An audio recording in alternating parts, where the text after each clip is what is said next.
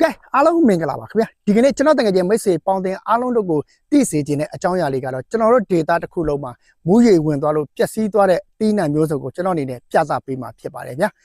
ကဲကြံချိနေတဲ့တီးနှံများကိုလည်းကျွန်တော်တို့မပြောပွဲသားတွေအနေနဲ့လာခုတ်ဖို့ဆိုလို့ချင်းအခုလိုလမ်းကြီးကပျက်စီးဆုံးရှုံးသွားတဲ့အတွက်လာခုတ်လို့မရတဲ့အတွက်ကျွန်တော်တို့တောင်သူဦးကြီးတွေနဲ့အများကြီးနစ်နာသွားတဲ့ဆိုတဲ့အကြောင်းကဲပျက်စီးသွားတဲ့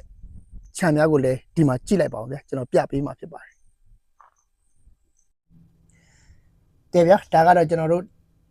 data မှာတောင်သူဦးကြီးတွေစိုက်ပျိုးထားတဲ့ဘရာဇီးငပြောကြံဖြစ်ပါတယ်ဗျာကျွန်တော်တို့ဒီလိုရေဝင်သွားတဲ့အတွက်ပွဲသားတွေအနေနဲ့ခုတ်လို့မရလို့ပေါ့နော်အခုလိုအခိုင်တိုင်းမှာအမဲတွေနဲ့ကြံနေခြင်းဖြစ်ပါတယ်ဗျာကျွန်တော်တို့ data မှာဆိုလို့ချင်းတောင်သူဦးကြီးတွေအနေနဲ့ဒီလိုငပြောကြံတွေကို9ဧက10ဧကဧကလိုက်တွေအများကြီးစိုက်ပျိုးထားတာဖြစ်ပါတယ်ဗျာကဲယခု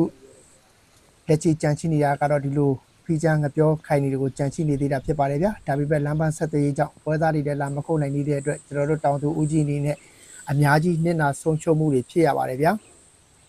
ကဲဒါကိုကျွန်တော်တကယ်ချင်းမိတ်ဆွေပေါင်းတင်အားလုံးတို့သိရှိအောင်ကျွန်တော်တွေလည်းမျှဝေပေးခြင်းဖြစ်ပါတယ်ဗျာကျွန်တော်တို့ data မှာဆိုလို့ချင်းအခုလုံးငပြောတာမကကဲခုလိုတင်းမောကြံများကိုလည်းတောင်သူဦးကြီးတွေအနေနဲ့ဧကလိုက်တွေအကျယ်ကြီးတွေစိုက်ပျိုးထားခြင်းဖြစ်ပါတယ်ဗျာကဲတောင်သူဦးကြီးတွေအနေနဲ့တင်မောစေးကောင်းတော်လည်းပဲအခုလိုရေဘေးဒုက္ခကြောင့်ပျက်စီးဆုံးရှုံးမှုတွေအများကြီးနစ်နာခံခဲ့ရပါတယ်ဗျာ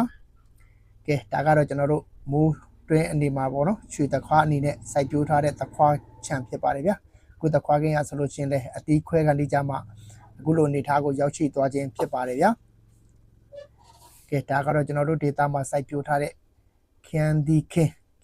ရဆိုလို့ချင်းလည်းဧကလိုက်အကျယ်ကြီးစိုက်ပျိုးထားခြင်းဖြစ်ပါတယ်ဗျာဒီတင်းနံဒေတာမကအခြားစိုက်ပျိုးထားသောရုံမနီပဲမြင့်ပဲတောင်ရှည်ပိန်းနဲ့ရှမ်းများနဲ့အတူအခြားသောတင်းနံမျိုးစုံလည်းအားလုံးပျက်စီးဆုံးရှုံးသွားတယ်ဆိုတဲ့အကြောင်းအားလုံးကိုသိရှိအောင်မျှဝေပေးခြင်းဖြစ်ပါတယ်ဗျာအားလုံးကိုကျေးဇူးပါဗျာ